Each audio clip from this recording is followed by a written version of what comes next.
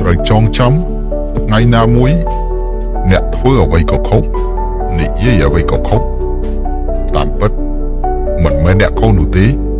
ដោយសារទំនាក់ទំនងមួយនេះដើរដល់ទីបញ្ចប់ហើយ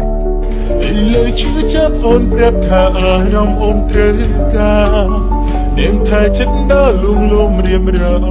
ចិត្តជាទេវទត្តមាត់ជាទេវតាស្គាល់មុខស្គាល់មាត់មិនស្គាល់ចិត្តមនុស្សមិនគួរឲ្យខ្លាចពីព្រោះអាចនៅមើលឃើញអ្វីដែលគួរឲ្យខ្លាចនោះគឺចិត្តមនុស្សពីព្រោះទាយមិនចេះត្រូវមនុស្សមុខពីរមនុស្សដែលញញឹមដាក់អ្នកមិនប្រកាសថាស្មោះត្រង់អាចនៅក្នុងសំណើចមានបង្កប់ដោយកំបិតមនុស្សដែលស្ងប់ស្ងាត់ជាមួយអ្នកមិនប្រកាសថាគ្មានសេចក្តីស្រឡាញ់ចិត្តមនុស្សនៅលើโลกនេះគឺពិបាកទាយបំផុតទំនាក់ទំនងណាក៏ដោយបើនៅជាមួយគ្នាបានគឺនៅបើនៅមិនបានគឺចែកផ្លូវគ្នាទៅវាមិនមែនជារឿងធំដុំទេការយល់ដឹងកាន់តែច្រើនកាន់តែងាយស្រួលច្របូកច្របល់កាន់តែច្រើនការឈឺចាប់ក៏កាន់តែច្រើនឡើងដោយធម្មជាតិអ្នកកុំនិយាយថាខ្ញុំគ្មានមេត្តាពីមុនខ្ញុំជាមនុស្សស្លូតជាងគេបំផុតប៉ុន្តែការស្លូតបូតរបស់ខ្ញុំត្រូវបានគេចាត់ទុកថាល្ងីល្ងើការអត់ធ្មត់របស់ខ្ញុំត្រូវបានគេចាត់ទុកថាល្ងងទាំងអស់គ្នាសុទ្ធតែធ្វើជាមនុស្សលើកទី1អ្នកណាក៏មិនចាំបាច់ត្រូវបំផ្លាញអ្នកណាដែរអ្នកណាក៏មិនត្រូវការទៅខកចិត្តអ្នកណាដែរមកចាប់ផ្ដើមប្រែហើយមកផ្លាស់ប្ដូរគ្រប់យ៉ាងមនុស្សសំខាន់យ៉ាងណាក៏ដោយ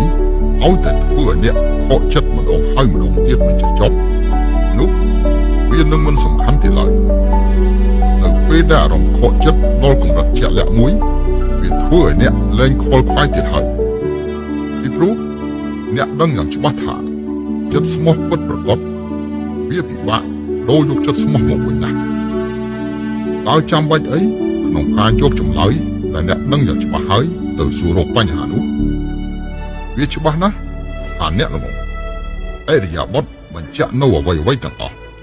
អ្វីដែលអ្នកគួរសួរគឺបេះដូងរបស់អ្នកថាតើវាត្រជាក់ឬអត់ឈឺឬមិនឈឺនៅពេលដែលអ្នកគ្មានប្រយោជន៍ចំពោះគេតទៅទៀតគឺជាពេលវេលាដែលអ្នកត្រូវបានគេទាត់ចោលហើយបើមិនជឿទេសូមស្ដាប់ឲ្យចប់នៅរឿងនិទានមួយនេះមានរឿងដំណាលថាមានគ្រួសារមួយក្នុងផ្ទះសម្បូរកណ្ដុរណាស់